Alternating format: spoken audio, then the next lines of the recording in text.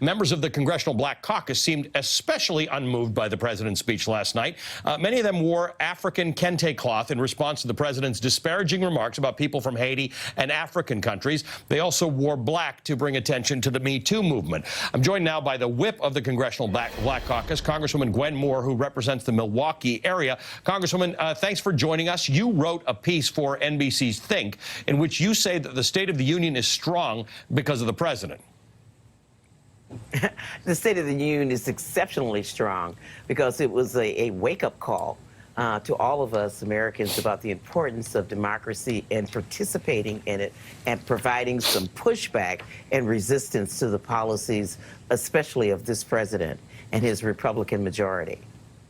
What do you make? I mean, it makes me nuts when the president talks about African-American unemployment, because if he had a chart, he would see that it peaked in 2010, along with a lot of other unemployment in this country, and has been going down ever since. And he has continued, or the trend toward lower unemployment for African-Americans has continued under the president. Ali, I mean, the Congressional Black Caucus was really appalled to hear the president, number one, take credit for the falling black unemployment rate. It's been falling, as you indicated, steadily, but still, it's twice as high as it is for white folk.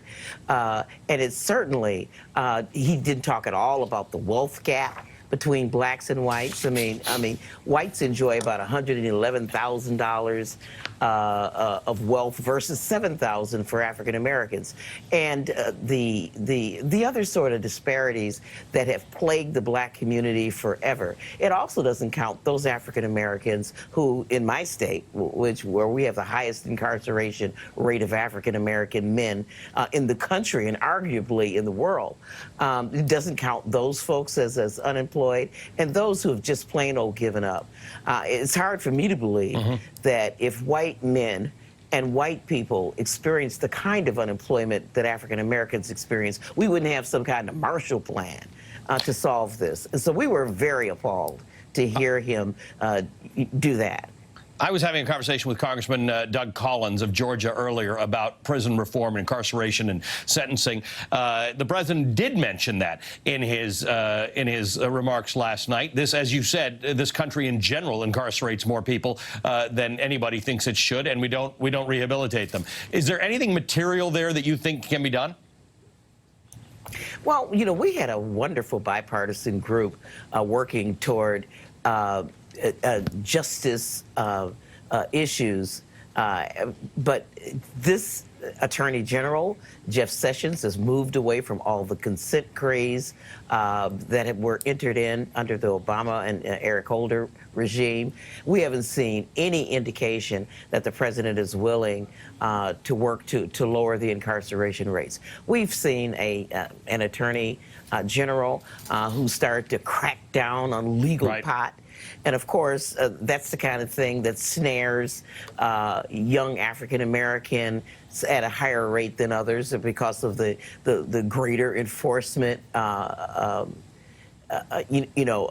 opportunities that police in inner cities and so forth do. And so, no, we're not impressed with anything that he said last night with regard to uplifting the African American community. The point you make about the wealth gap, the gap, first of all, between African-American unemployment and white unemployment, or the average unemployment in the United States remains big. And the wealth gap is really a more serious and more structural problem for which we really need to pay attention. There are a lot of reasons why African-Americans have not been able to accumulate wealth over their lifetimes. These are the unemployment rates, right? The African-American unemployment rate is 6.8%. White unemployment rate is 3.7%. That is not, while they're both going down together, we're not closing that gap. Exactly, we're not. And, you know, full employment is about 4% unemployment. And so African Americans are substantially higher than any full employment number. And again, it's hard to believe if the president wants to do something about black unemployment, that he should have some sort of program, because we are Americans, you know, and African Americans are dreamers as well. Then he ought to take some initiative to close those gaps. instead of just Congresswoman- pandering to us. Good to talk to you. Thank you for being with us, Congresswoman Gwen Moore of Wisconsin. All right, coming up next, we're Thanks, Sal. fact-checking the president's triumphant claims about the economy. But first, some predictions from Trump voters for this next year of his presidency.